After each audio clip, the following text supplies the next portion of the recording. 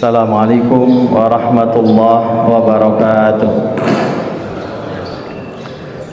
Bismillahirrahmanirrahim. Alhamdulillahi rabbil alamin.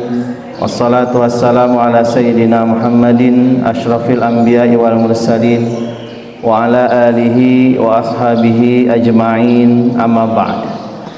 Hadirin wal hadirat, Bapak Ibu yang Allah muliakan, alhamdulillah di Sabtu pagi ini 17 Mei, Dzulqa'dahnya berapa ya? 19 atau berapa gitu ya. Mudah-mudahan Bapak Ibu semua senantiasa ada dalam sehat walafiat, lindungan, rahmat, maghfirah Allah Subhanahu wa taala. Amin ya Allah ya rabbal alamin. Bapak Ibu, kita akan melanjutkan materi berkaitan dengan perjalanan abadi yang hari ini kita akan membahas berkaitan dengan tiupan sangkakala yang kedua, atau kita sebut dengan Yaumul Ba'tsi, hari berbangkit. Nah, sebelum itu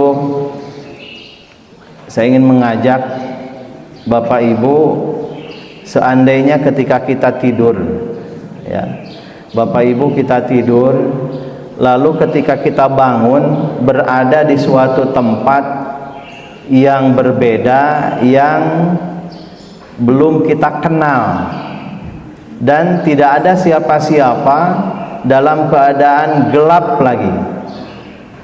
Ada cahaya, ya cahayanya mungkin satu saja. Nah, kira-kira perasaan kita seperti apa gitu ya? Kita bangun, kanan kiri kita tiada siapa-siapa, sendirian. Tentu akan merasa aneh, sepi, sunyi, takut, dan sebagainya. Bapak Ibu yang Allah muliakan, dan ini pasti akan kejadian karena kita termasuk orang-orang yang beriman dan mengimani.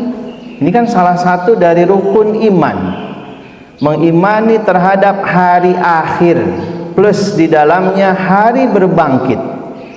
Bagaimana kemudian manusia setelah Allah wafatkan semuanya, makhluk hidup, kullu man 'alaiha fan, semuanya binasa, wa yabqa wajhu rabbika dzul jalali wal ikram, dan yang tersisa nan maha abadi hanya Allah semata saja. Dari tiupan sangkakala pertama itu jaraknya di dalam hadis disebutkan 40 tahun. Tetapi jangan bertanya tahunnya tahun apa. Toh matahari, bulan, semuanya kan binasa, hancur. Hanya Allah saja. Dan ketika itu kemudian Allah berfirman. Beberapa kali di dalam Al-Quran kita bisa menemui Allah berfirman, limanil mulkul yaum. Hari ini kerajaan ini milik siapa? Wahai Fir'aun yang sombong mengaku sebagai Tuhan, mana kekuasaanmu? Wahai manusia-manusia yang sombong, yang mengaku paling hebat, dan sebagainya. Itu seolah-olah seperti itu. Diulang lagi, limanil mulkul yaum. Hari ini kerajaan ini milik siapa? Tidak ada yang menjawab, toh semuanya memang tidak ada. Ya, binasa semuanya. Dan yang menjawab Allah sendiri. Allah menjawab, lillahil wahidil qahhar.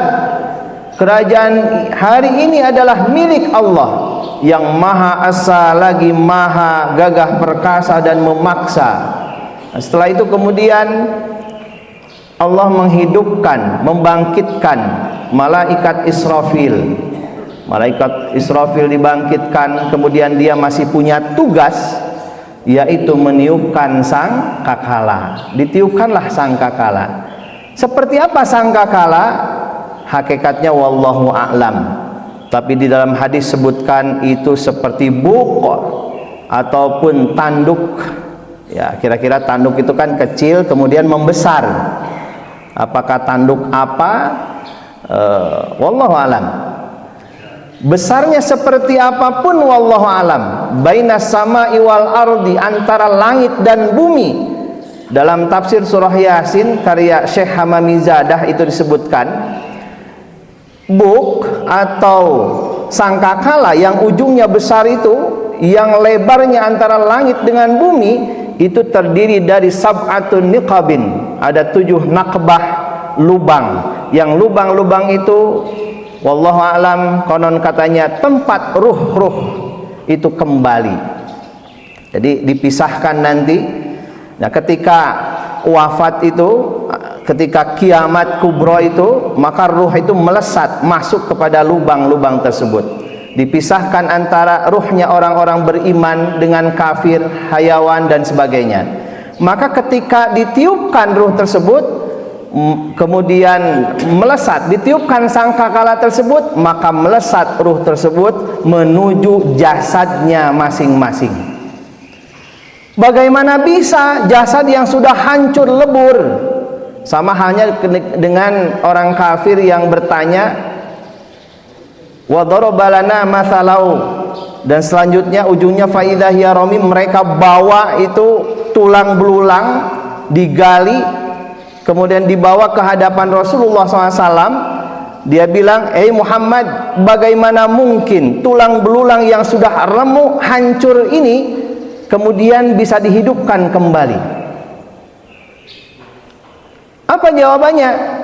Katakanlah, wahai Muhammad, bahwa yang menghidupkan tulang belulang itu adalah yang menciptakan kali pertama, dan penciptaan yang kedua itu hayyinun, lebih mudah daripada penciptaan yang pertama.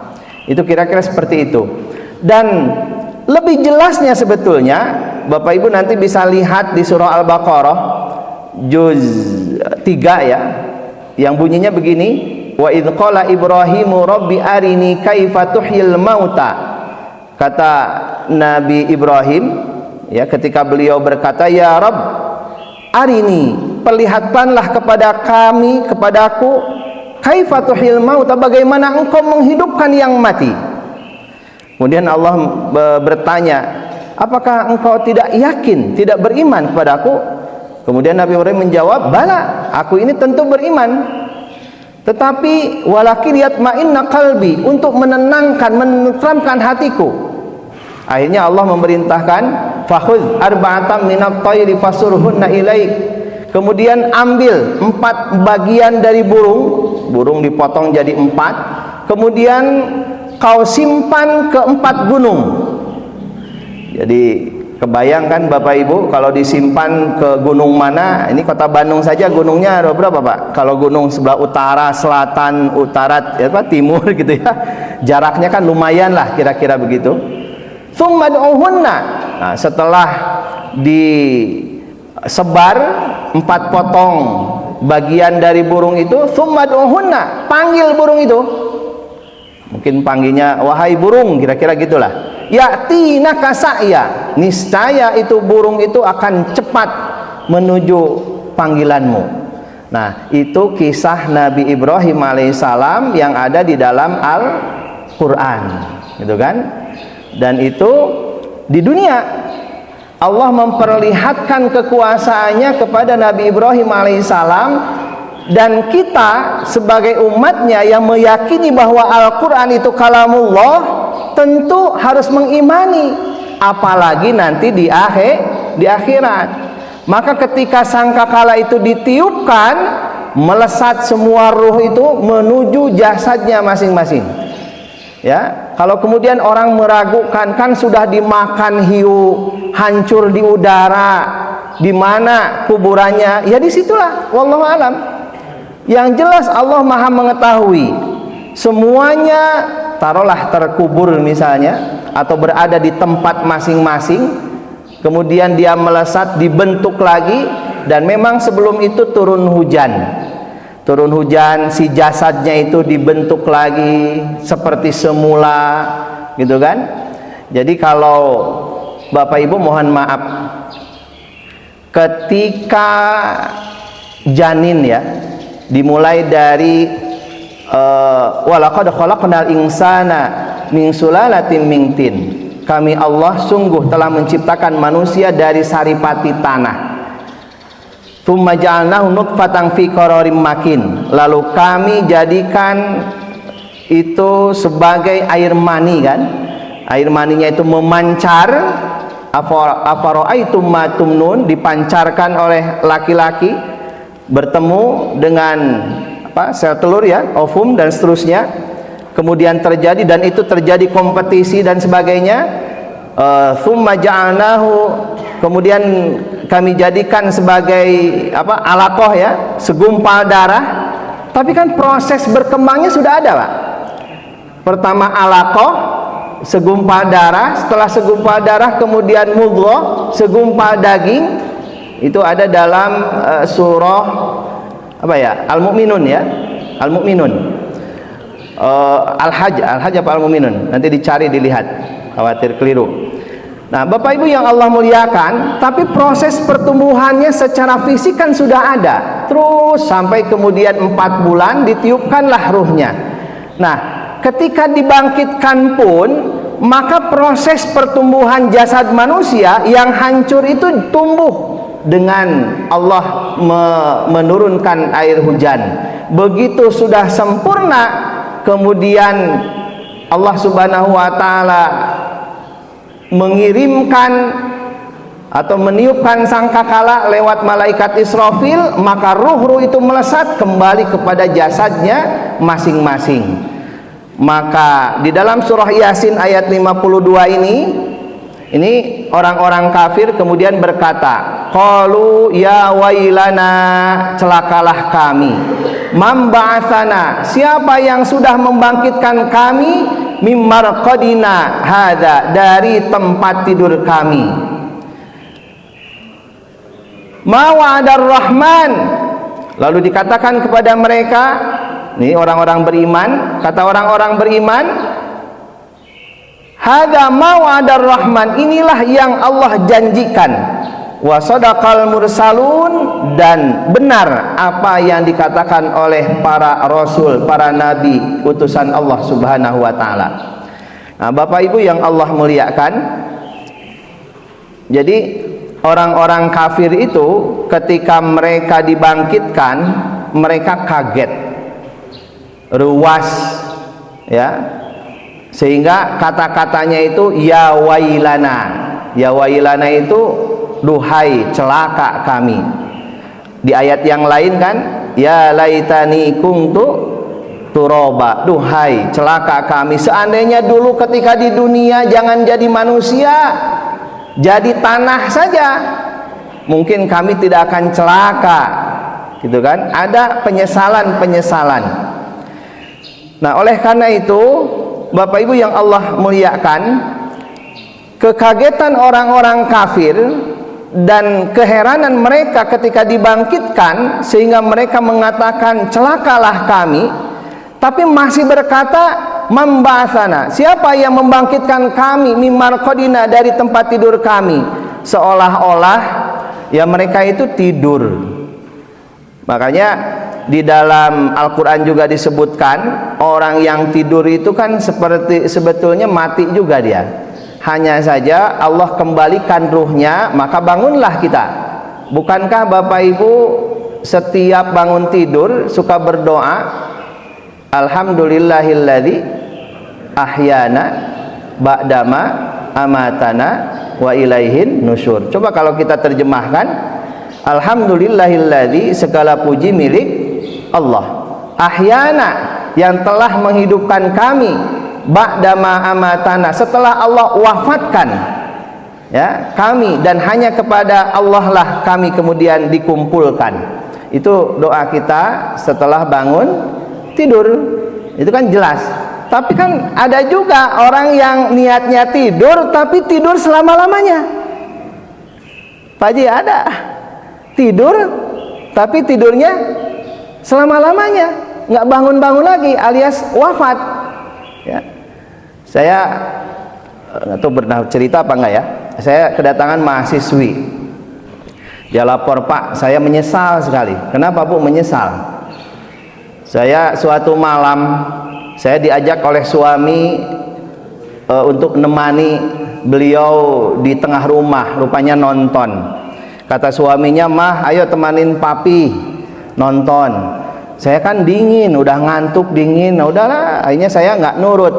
Lalu ya saya masuk kamar, saya tidur. Rupanya saya bangun jam 3 atau setengah 4.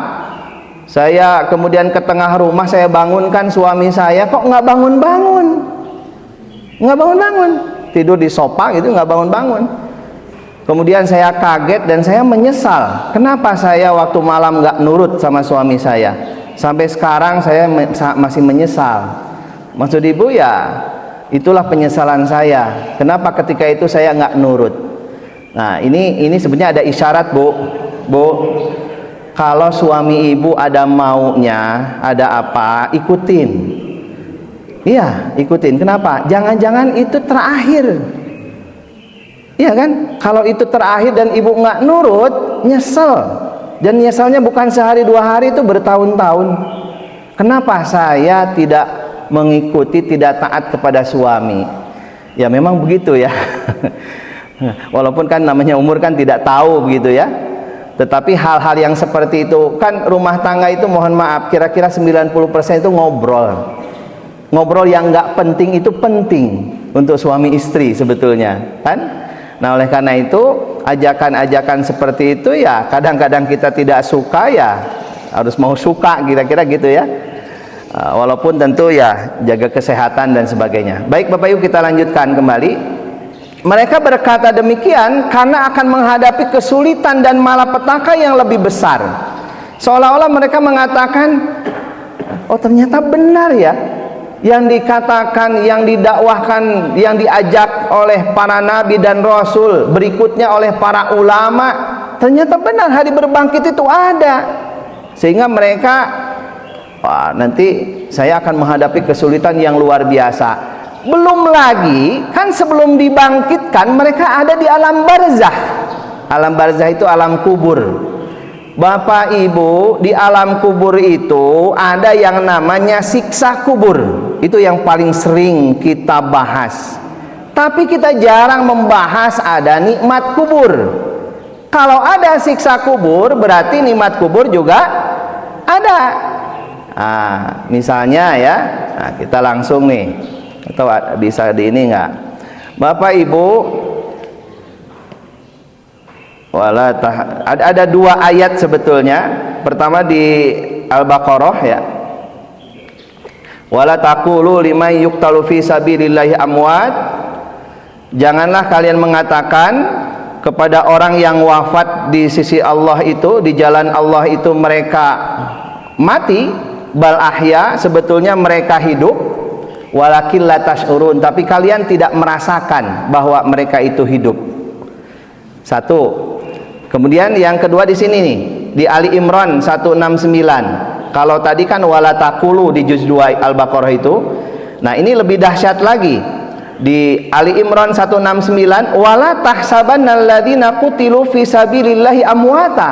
Jangan benar-benar kalian mengira, pakai nun taukid sakilah lagi, mereka yang wafat di jalan Allah itu mati, bal ahya, sama diulangi, sebetulnya mereka hidup.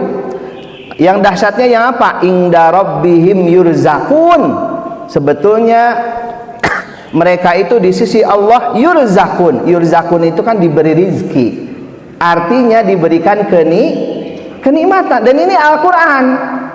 Seperti apa kenikmatannya? Wallahu alam, kita tidak mengetahui. Seperti apa siksaannya? Ya, kita tahu beberapa riwayat. Misalnya orang yang tidak mau mengeluarkan zakat, sebagian hadis katanya tidak mau sholat, maka dia akan didatangi oleh ular, namanya Syuja'ul Aqra. Ular berkepala botak yang taringnya itu seperti gergaji sihungan atau apalah, gambarnya seperti apa gitu ya. Dia datang, lalu si mayit ini kan berkata, man anta, siapa kamu? Ular ini bisa ngomong, ana kangzuka, aku ini hartamu yang tidak pernah kau keluarkan zakatnya. Dililit itu mayat, menjerit dia. tapi tidak kedengaran oleh manusia di dunia, walaupun kuburannya 1 meter dari kamar istrinya misalnya. Itu kan kalau di daerah Rencong ya, Rencong Pak Haji, Bu tahu Pak Rencong sebelah sana? Itu kan biasa makam di belakang, di pinggir ya, di apa itu biasa itu. Walaupun mayat sedang disiksa menjerit bagaimanapun, kita nggak mendengar. Siapa yang mendengar? Dalam keterangan hewan-hewan katanya mendengar, gitu kan? Makanya Bapak Ibu mohon maaf, apa sih pentingnya kemudian kita kok kalau mendoakan mayat itu langsung berziarah? Bukankah kita berdoa di rumah? Bukankah kita berdoa di masjid juga nyampe doa itu? Betul, tidak keliru sebetulnya. Tetapi ada beberapa hal, suatu saat, mungkin Bapak Ibu ini hadisnya sahih, ada dalam At-Targhib wa Tarhib. Suatu saat Rasulullah SAW berjalan, kemudian beliau berhenti, ada 2 kuburan ya.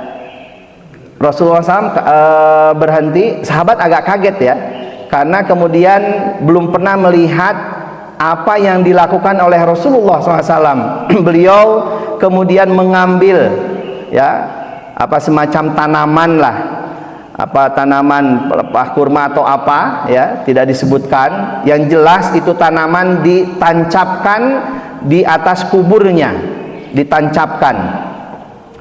Sahabat nanya, "Ma fa'ala bika ya Rasulullah?" Apa yang engkau perbuat ya Rasulullah? Menurang mana naonan gitu kan? Apa pengaruhnya?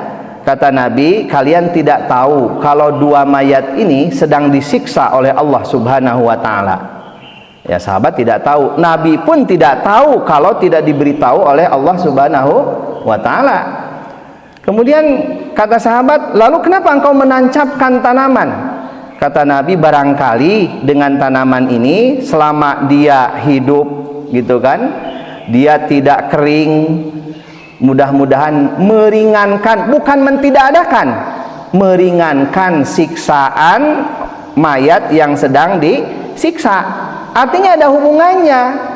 Nah, kemudian kata Nabi, 2 mayat yang sedang disiksa ini, 1 dia kalau kencing teombeh, kencing teombeh, jadi walaupun sholat nggak akan sah gitu ya. Yang 1 dosanya kalau dia berjalan suka bergunjing. Apa bergunjing itu? Menceritakan aib orang. Nah itu dosanya seperti itu. Maka dia sedang disiksa. Barangkali dengan ini meringankan siksaannya. Maka Bapak Ibu, kalau kemudian kita menziarahi orang tua kita gitu kan, ya kali-kali lah, setahun sekali atau 2 kali itu langsung datang. Selain memang dianjurkan juga gitu kan, di dalam hadis walaupun ada kuntu nahaitukum an ziyaratil kubur, dulu aku pernah melarang kalian ziarah kubur karena memang akidahnya belum kuat. Ala fazuruha, sekarang silahkan berziarah. Kenapa? Fa innaha tadzkiratul maut, karena itu mengingatkan kita terhadap kematian. Toh kita pun akan seperti mereka. Dan kita juga kan disunnahkan ketika datang ke, jadi ada adab-adabannya. Datang ke kuburan itu nggak asal nyelonong langsung duduk dan sebagainya. Kita mengucapkan salam, assalamualaikum ya ahlal kubur, kan gitu. Assalamualaikum ya ahlal diyar wa inna insyaallahu bikumul lahikun, kan begitu. Kalau kita terjemahkan, semoga keselamatan bagi kalian wahai penghuni kubur, kan gitu. Dan kami juga insyaallah akan menyusul kalian. Itu yang kita katakan. Dan Bapak Ibu tidak perlu menunggu jawaban. Oh, nggak jawab. Kalau ada yang menjawab larak kiri kanan, nggak ada, nggak jadi. Lari gitu. Dan yang bukan aneh ya, inilah memang ajaran. Ternyata mengucapkan salam itu tidak hanya ketika kita melewati kuburan. Bapak Ibu masuk rumah pun sama. Misal Bapak Ibu, kan di rumah nggak ada siapa-siapa, ngapain salam? Siapa yang menjawab? Ternyata enggak. Walaupun di rumah kita nggak ada siapa-siapa, ucapkan salam. Assalamualaikum warahmatullahi wabarakatuh. Assalamu alayna wa ala ibadillahis sholihin. Kenapa? Sebab bisa jadi rumah yang kita tinggalkan walaupun hanya beberapa jam, apalagi 1 hari, 2 hari, 1 minggu dan seterusnya, semakin lama saudara kita dari bangsa jin itu menduduki rumah kita. Ya, makanya kan kalau tidur ada makanan itu harus ditutup. Jendela, pintu juga harus ditutup. Itu kan adab. Ketika penghuninya mengucapkan salam, itu saudara kita bilang, kawan-kawan, udah yuk, ini yang punya sudah datang, yuk kita kembali lagi. Kira-kira seperti itulah, gitu ya. Ya, kita adab-adaban. Apa Bapak Ibu, kita kenapa nggak boleh kencing sembarangan? Ada akhlak kita kepada saudara kita bangsa jin, kan? Kepada pohon, kan nggak boleh kencing ke pohon, nggak boleh. Ada lubang, oh ini ada lubang nih, lubang belut misalnya kan, kita kencingin di situ, tahu-tahu rumah jin di situ. Nanti dia marah dia, ya saha anu kencing sembarangan, begitu kencing disantok langsung kan, cilaka tuh. Nah, itu Bapak Ibu. Jadi ada adab akhlak itu ternyata tidak hanya kita sama manusia dengan manusia, tapi manusia dengan alam, manusia dengan hewan juga. Nanti kalau Bapak Ibu menyembelih kan ada adabnya juga ya. Si pisaunya harus tajam, diikat supaya kuat, nggak boleh menyakiti kan, diusap-usap dulu gitu ya, si kambingnya atau sapinya itu penuh dengan adab-adaban. Kemudian juga dengan pohon dan sebagainya. Bapak Ibu yang Allah muliakan, saya kira paling tidak 2 ayat ini, mungkin ada banyak ayat-ayat yang mengatakan seperti itu. Kalau di kubur ada siksa kubur, maka ada nikmat kubur. Seperti apa? Wallahu alam. Itulah Bapak Ibu kenapa kita penting memperbanyak bekal kita selagi kita hidup di dunia. Hidup kita sebentar, nggak lama. Siapa yang umurnya di atas 100 tahun, 150 tahun? Bayangkan kemudian kita harus tinggal di alam kubur itu berapa tahun sampai kepada hari berbangkit, ya, sampai kepada kiamat.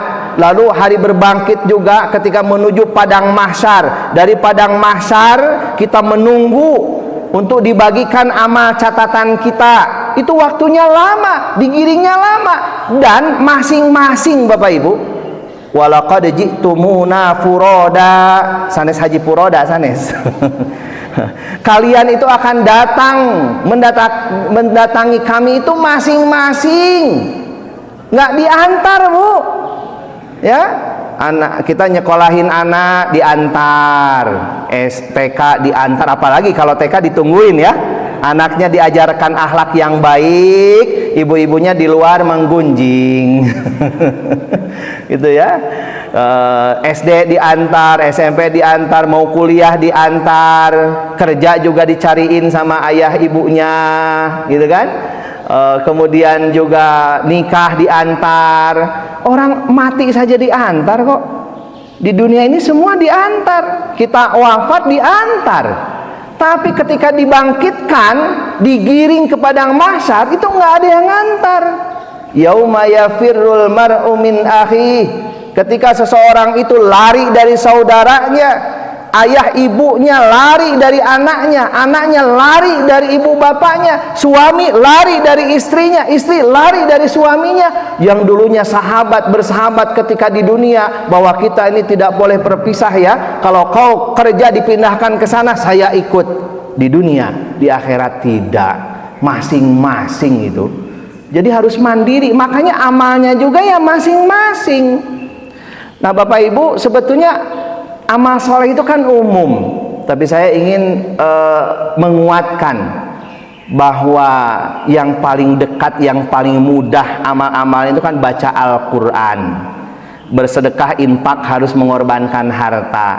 Tapi kalau membaca Al-Quran asal mau, kan gitu ya, atau mendengarkan juga asal mau. Lebih khusus lagi surah Al-Mulk, semua Al-Quran juga akan memberikan syafaat, karena riwayat Abu Umamah itu kan jelas, Iqra'ul Quran, kata Nabi, baca Al-Quran, fa innahu ya'ti yaumal qiyamati syafi'an li ashabi, karena bacaan Al-Quran itu akan menolong pembacanya. Tapi juga jangan lupa ada hadis lagi penyeimbang, rubba qari'il Quran, tidak sedikit orang yang membaca Al-Quran, wal Qur'anu yal'anuh, tapi Al-Quran melaknat dia. Kenapa?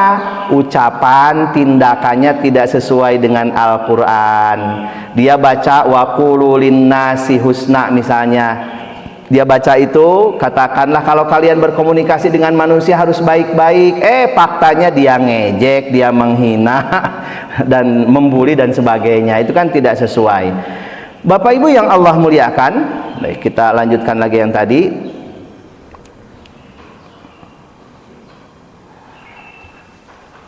Adapun orang-orang beriman akan berkata, hadza ma wa'adar rahman, inilah hari berbangkit yang Allah janjikan. Orang beriman tidak kaget. Kenapa? Karena sudah yakin, sudah meyakini. Benarlah apa yang wasadaqal mursalun, benarlah apa yang disampaikan oleh para rasul, oleh para ulama. Ayat ini menerangkan keheranan dan kegagetan orang-orang kafir ketika dibangkitkan dari kubur. Lalu mereka berkata, aduhai celakalah kami, siapakah yang membangkitkan kami dari tempat tidur kami? Mereka heran dan tercengang karena dibangkitkan dari alam kubur dan menghadapi malapetaka serta kesulitan pada waktu itu. Nah, ketika mereka heran dan tercengang, tadi orang-orang yang beriman itu biasa-biasa saja. Nah, kita telah diberitahu akan wa'dun, janji, wa'idun, ancaman, dan hari kebangkitan seperti yang kita hadapi. Oleh karena itu kita tidak pantas untuk heran dan tercengang dengan keadaan yang kita alami, karena memang sudah tahu, ya. Dalam suatu riwayat yang dimaksud bunyi sangkakala dalam ayat itu adalah suara malaikat Israfil yang sangat keras. Lalu dia menyerukan, wahai tulang belulang yang telah hancur lebur, Allah memerintahkan kalian semua supaya berkumpul kembali seperti semula untuk menerima keputusan yang adil. Bapak Ibu, inilah fungsi akhirat. Segala sesuatu di dunia ini memang ada yang beres, ada yang tidak beres, ada yang selesai, ada yang tidak selesai.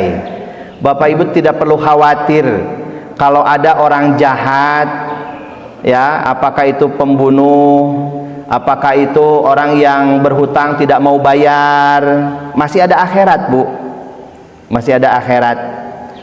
Orang tidak bisa dihukum di dunia karena dia licik, licin, walaupun bohong, sudah ketahuan bohong, tapi sulit misalnya kan, macam-macam lah. Maka tidak perlu khawatir, toh masih ada keadilan di akhirat. Itulah fungsinya akhirat, mengadili segala macam kasus-kasus yang di dunia ini nggak selesai. Tapi bagi kita sebagai orang beriman, maka kita harus menyelesaikan urusan kita.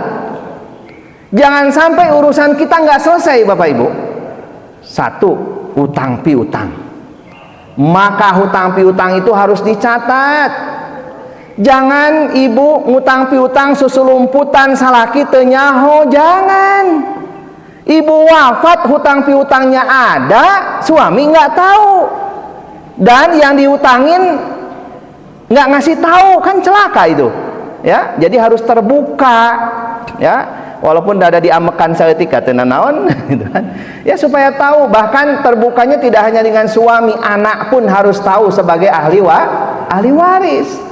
Karena hutang piutang ini sungguh luar biasa. Walaupun kita sholatnya bagus, berjamaah ke masjid, puasanya bagus, baca Al-Qur'annya bagus, tapi kalau kita punya hutang piutang dan orangnya tidak mengikhlaskan, itu akan menjadi ganjalan di akhirat kelak. Tetap harus bayar, kan begitu. Makanya kan ada etika, Bapak Ibu, ada adab. Ketika taruhlah kedua orang tua kita ya wafat, biasanya setelah disolatkan ada pengumuman kan, ada informasi dari keluarga. Maka kita sebagai anaknya bilang, Bapak Ibu yang Allah muliakan, ya innalillahi, seperti biasalah, kami dari keluarga ingin menyampaikan satu permohonan maaf. almarhum almarhumah misalnya gitu ya, tentu banyak dosa, mohon Bapak Ibu maafkan. Satu, melepaskan kesalahan. Yang penting sudah meminta maaf. Masalah dimaafkan atau tidak itu urusan dia, tinggal nanti ngadu saja kepada Allah. Ya Allah, saya sudah minta dimaafkan, terserah engkau, karena engkau yang maha pemaaf. Misalnya mual, pokoknya mual di hampura misalnya gitu kan, ya tinggal datang saja kepada Allah, dan nanti di hari kiamat akan seperti itu. Kemudian selain permohonan maaf terhadap kehilapan, terhadap dosa, yang kedua hutang piutang. Bapak Ibu ya, nanti ke kawan-kawannya ditelusuri. Seandainya ibu saya, ayah saya dulu pernah berhutang, ya mohon ditagihkan ke ahli waris ke saya yang akan bertanggung jawab. Begitu kalau anak yang soleh dan solihah, berapapun hutang piutangnya akan dibayarkan. Kenapa? Ya karena nanti akan terus di akhirat. Maka seluruh urusan kita harus diselesaikan di dunia ini. Makanya permohonan maaf itu sebetulnya dalam rangka menyelesaikan urusan di dunia. Saya punya adik ipar, kakaknya wafat meninggalkan hutang 1, sekian M. Tapi ini adiknya hebat Pak, istrinya solehah. Kenapa solehah?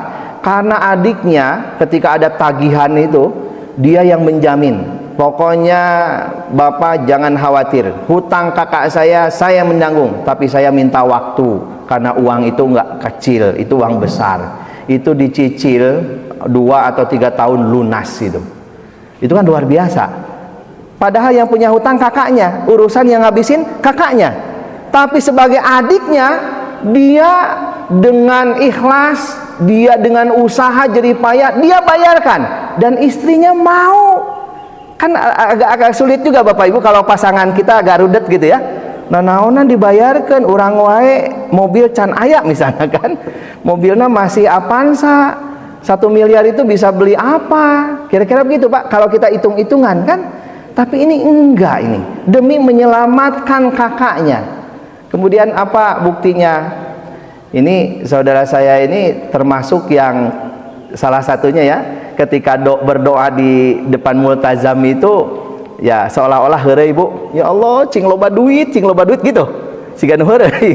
Ternyata benar Bu ya, dia ya dimudahkan oleh Allah Subhanahu wa taala. Mungkin salah satunya sebabnya itu ya sedekah itu menolong itu. Ya, jadi tidak menjadi beban. Kadang-kadang kan kita berpikir-pikir gitu kan, kelamaan berpikir. Bapak Ibu, dalam peribahasa itu disebutkan man as'adun nas, siapakah orang yang paling berbahagia? Ternyata jawabannya man as'adan nasa. Tulisannya sama, cara bacanya yang berbeda. Orang yang paling berbahagia adalah orang yang mampu membahagiakan orang lain. Sebelum orang lain yang tidak dikenal, tentu yang dikenal dulu. Siapa? Ayah bunda kita. Maka bahagiakanlah mereka. Kemudian Bapak Ibu, hal ini, pertanyaan mereka itu dijawab dengan apa yang mereka disampaikan pada dulu ketika di dunia. Hal ini memberi pengertian bahwa seakan-akan Allah menyuruh mereka mengingat apa yang pernah mereka lakukan dahulu terhadap para rasul yang diutus. Terakhir ayat 53, in kanat illa sayatan wahidah fa idahum jami'ul ladaina muhdarun. Teriakan itu hanya sekali saja, maka seketika itu mereka semua dihadapkan kepada kami untuk dihisab. Teriakan sebagai pertanda kebangkitan itu hanya sekali saja, maka seketika itu mereka semua dihadapkan kepada kami untuk dihisab. Ini yaumul hisab. Ayat ini menerangkan betapa mudah bagi Allah untuk membangkitkan seluruh umat manusia, termasuk juga bangsa jin ya. Ayat ini menerangkan bagaimana mudahnya bagi Allah membangkitkan seluruh manusia yang pernah ada dahulu sebelum datangnya hari kiamat. Al-awwalina wal akhirin. Sejak manusia yang pertama kali diciptakan, Adam, Idris, Nuh dan sebagainya, termasuk umat-umatnya, termasuk umat terakhir ketika kiamat kubro itu datang. Cukup dengan satu teriakan saja. Maksud teriakan itu sangkakala ya, yang ditiupkan oleh malaikat Israfil, maka hiduplah kembali seluruh manusia dan berkumpul di hadapan Allah dengan menerima perhitungan dan keputusan yang adil darinya. Ya, tentu kan tidak sesingkat ini sebetulnya, ada proses fase-fase. Yauma yakunun nasu kal farashil mabthuth. Pada hari itu manusia itu ketika berbangkit itu seperti laron, ya. Jadi yang dicari apa? Cahaya, ya. Bapak Ibu, tadi di awal di pendahuluan saya bilang, coba Bapak Ibu kali-kali Bapak Ibu itu tidur, ya, dalam kondisi gelap, bangun, lalu yang direnungkan itu kematian. Kira-kira ketika kita mati ngapain gitu kan? Siapa? Makanya Hasan Al-Basri, seorang ulama di abad kedua Hijriah di Basrah, beliau itu dia mengatakan, ya, hati saya itu kadang-kadang nggak mau menerima nasihat, padahal ulama besar Bapak Ibu. Jadi manusiawi sebetulnya, ya, karena ego, mungkin karena pintar dan sebagainya. Suatu saat beliau, ini memang tidak ada tuntunannya sebetulnya, ini hanya teknis saja. Beliau menggali kuburan dekat tempat tidurnya. Jadi tempat tidur beliau gali, apa namanya, lubang lah kira-kira begitu. Maka ketika beliau malas beribadah, ketika hatinya sulit untuk dikasih nasihat, beliau berbaring lalu melihat ke kubur itu, ke lubang itu. Suatu hari aku akan masuk ke lubang situ sendirian, terbujur kaku, miring gitu kan. Apa yang aku persiapkan? Nah, sebetulnya itu hanya teknis sajalah, agar hati itu kemudian menjadi lunak gitu kan. Karena hati itu kalau udah keras, wah, sulit untuk dinasehati, ya. Bapak Ibu yang Allah muliakan, kemudian ada ayat lagi, ya, wa ma amru saati illa kalamhil basar, urusan kejadian kiamat itu hanya seperti sekejap mata, au huwa aqrab, atau lebih cepat lagi. Innallaha ala kulli syai'in qadir, Allah itu maha kuasa atas segala sesuatu. An-Nahl 77. Kemudian dalam An-Nazi'at, fa innama hiya zajratu wahidah, maka pengembalian itu hanyalah dengan sekali tiupan saja. Fa idzahum bisahira, maka seketika itu mereka hidup kembali di bumi yang baru diciptakan, kan ada hujan dan sebagainya. Seolah-olah semuanya itu kan digiring otomatis tadi menuju cahaya. Mungkin cahaya dipusatkan di sebuah padang mahsyar yang begitu luas, semuanya ke sana. Dan uryanan itu Bapak Ibu telanjang, nggak menggunakan kain. Aduh, malu dong, itu aurat bagaimana? Cek bapak-bapak, aduh asik bisa ninggali bororaah Pak. Yauma idzin sya'nu yugni, pada hari itu sibuk dengan urusannya masing-masing. Bahkan ada orang yang dia tenggelam oleh keringatnya. Matahari didekatkan, panasnya bukan main. Wallahu alam berapa jaraknya, yang jelas dekat. Jauh saja kalau ketika panas sudah begini Pak Haji, ya, apalagi dekat, sehingga nggak bisa ngurusin orang lain. Walaupun dia berjalan mungkin saling melihat, tapi hare-hare, tidak bisa ngobrol, tidak bisa apa, ya. Dia bahkan takut. Ketika itu yang ada itu ketakutan saja. Dan di situ kelihatan Bapak Ibu, yauma tabyaddu wujuh, pada hari itu orang-orang beriman walaupun belum diberikan catatan amal, tapi wajahnya putih. Pak, jangan khawatir walaupun wajah kita hitam, kalau beriman takwa di akhirat dibangkitkan putih wajahnya.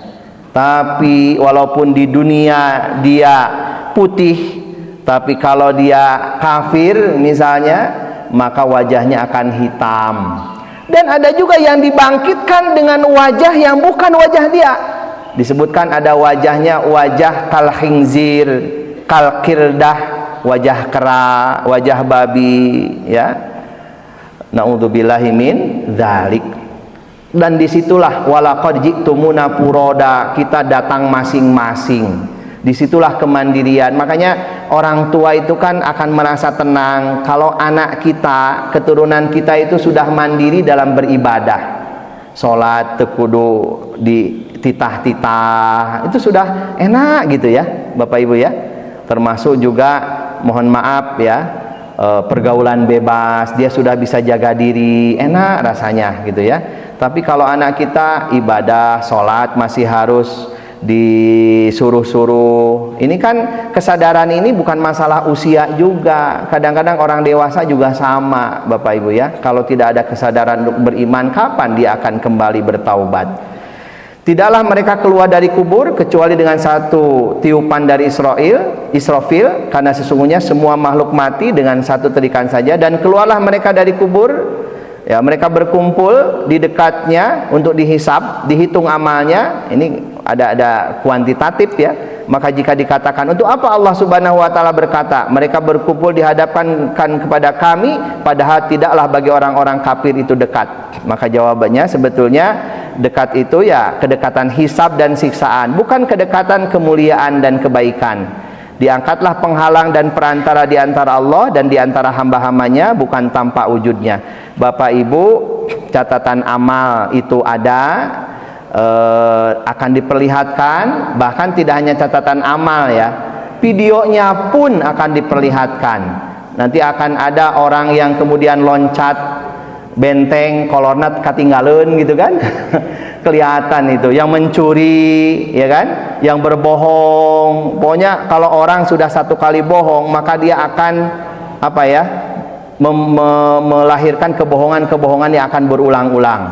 Jadi Bapak Ibu, walaupun misalnya kita malu, takut dimarahi sama pasangan kita, mendingan dimarahi daripada bohong. Kenapa? Sudah bohong akan terus berbohong. Ya, yakinlah memang seperti itu. Kalau terus berbohong, dosanya semakin banyak gitu. Nah, ini kejujuran inilah siddiqin solihin kan. Nah, oleh karena itu karakter jujur inilah yang menjadi dekadensi moral kita. Mohon maaf Bapak Ibu, kejujuran ini yang mahal sekali harganya. Pekerja yang jujur, suami yang jujur, istri yang jujur, anak yang jujur, ya. Kenapa nggak berani jujur? Walaupun kadang-kadang jujur itu pahit, karena tadi kan dimarahin. Oleh karena itu ya memang harus gentleman, dan kita sebagai orang tua harus menghargai kejujuran anak. Ketika anak jujur, dia mengatakan saya salah, ya hargai saja. Berikan apresiasi apa kejujurannya, tapi kesalahannya tetap ada hukuman. Kan kira-kira begitu. Kan dalam hukum juga ada Pak ya? Apa sih namanya Pak? Kalau orang jujur apa jadi justice apa sih? Kola? Nah, itu ya bisa meringankan hukuman, betul Pak ya? Iya, kira-kira di dunia aja adalah kira-kira begitu, gitu kan? Nah, Bapak Ibu yang Allah muliakan, mudah-mudahan kita semua oleh Allah Subhanahu wa taala diberikan karakter-karakter akhlak yang baik ya, karena jujur, sabar, qanaah, menahan amarah itu kan bagian dari takwa. Itulah yang bisa saya sampaikan. Semoga sehat selalu dan Bapak Ibu dimampukan untuk berkurban pada saatnya. Amin ya Allah ya Rabbal alamin. Ada pertanyaan? Oh ya, Pak Haji.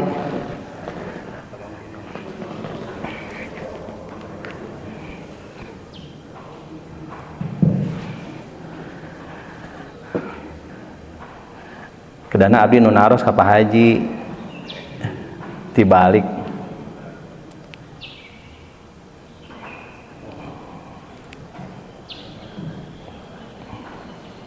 Assalamualaikum.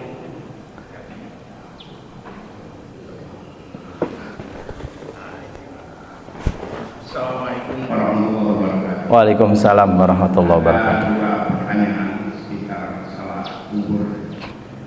Yang pertama, kapan pemeriksaan kubur itu, apakah di dalam kubur atau begini, orang meninggal itu ada yang begitu meninggal langsung dikubur. Misalnya itu yang saya tahu itu di Tasikmalaya itu biasa begitu.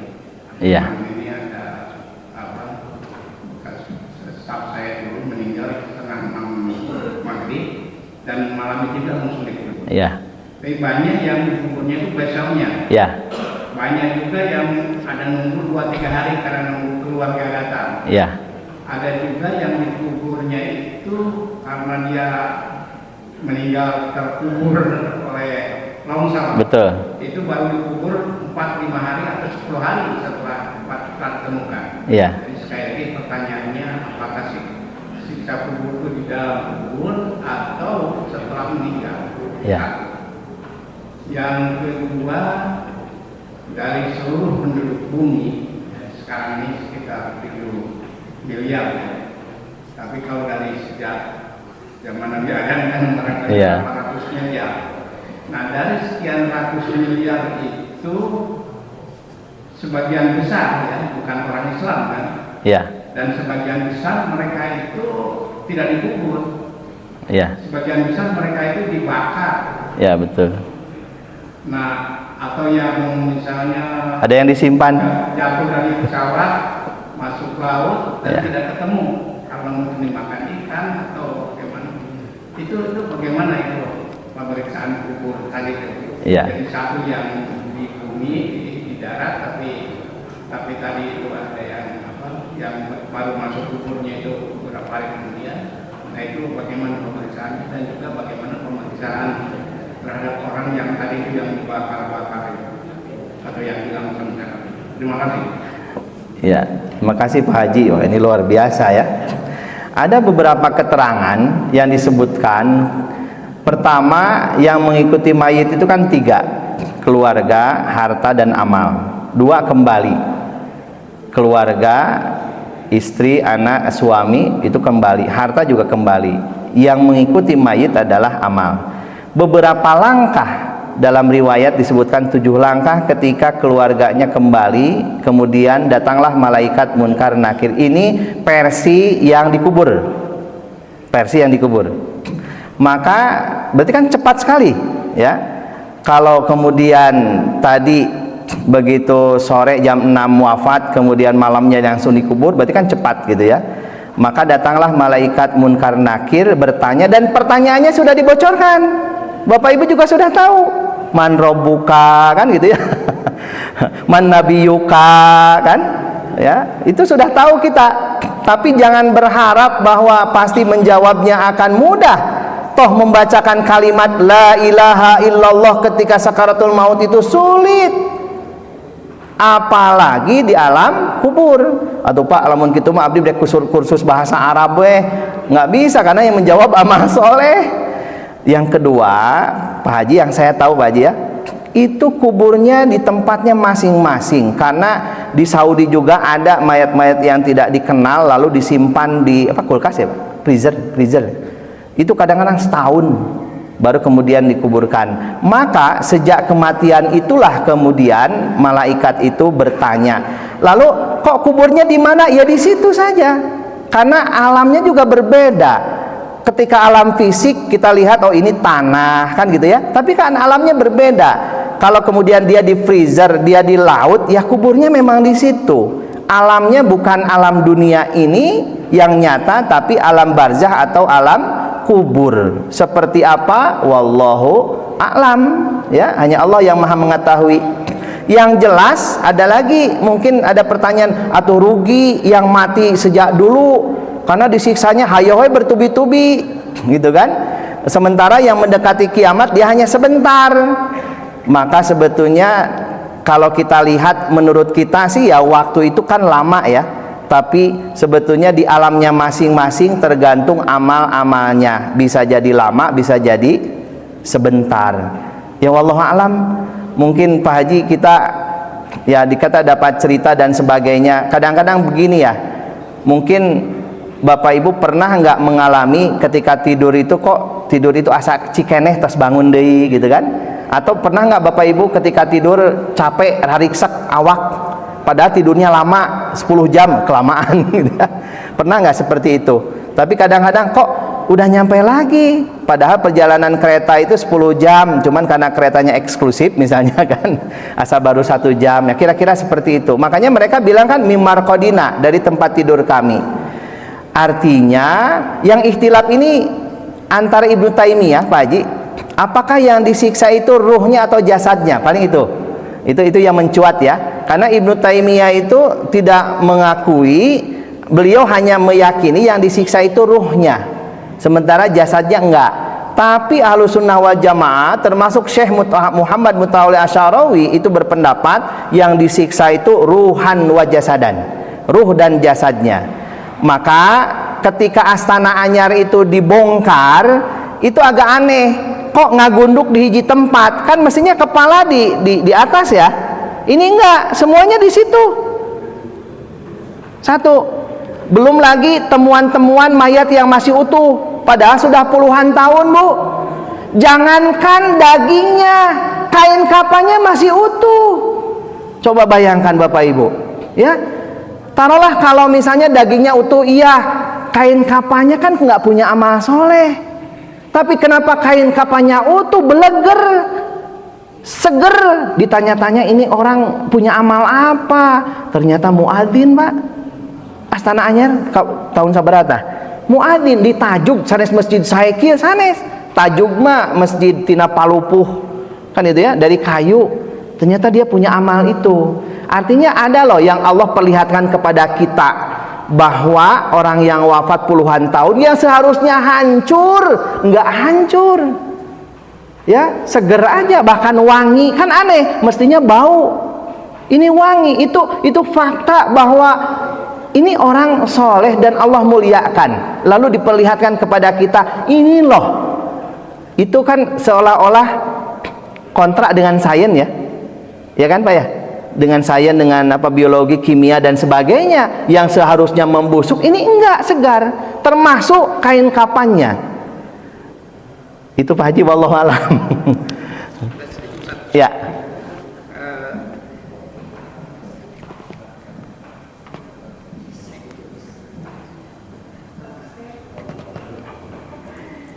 Pertanyaan gini, ada yang berpendapat bahwa Nggak apa-apa Haji, saya dengar. ada yang berpendapat bahwa siksa kubur itu tidak ada. Nah, itu Ibnu Taimiyah. Karena tidak ada di dalam Al-Quran katanya. Apa betul?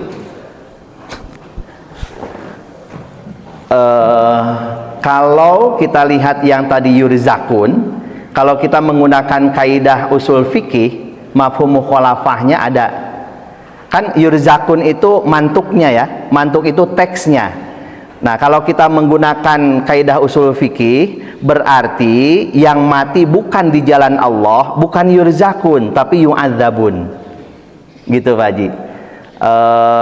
Itu kalau kita menggunakan metodologi kaidah usul. Kalau secara teksnya, tapi sebetulnya ada di alam contohnya yang ini di surah Ali Imran, Pak Haji. Apa ya? Kalau kita cari, cuman waktunya agak lama nanti. Ada dalam Al-Qur'an, siksa kubur itu ada bagi mereka yang, terutama yang tidak mau bayar zakat, yang tidak mau mengeluarkan harta, bakhil ya, yang bakhil kan dibelenggu dan sebagainya. Itu pun termasuk di alam kubur, selain di akhirat kelak. Belum yang lebih banyak tentu di hadis ya. Yang Sujaul Aqra itu kan hadis. Sujaul Aqra itu hadis. Itu Pak Haji, punten. Sama-sama ada dari Ibu? Cukup ya? Nah, cukup. Yang penting Persib juara lah ya. Itu saja, mohon maaf yang sebesar-besarnya. Benar hakikatnya dari Allah, salah dari kehilapan saya. Billahi taufik wal hidayatul inayah. Wassalamualaikum warahmatullahi wabarakatuh.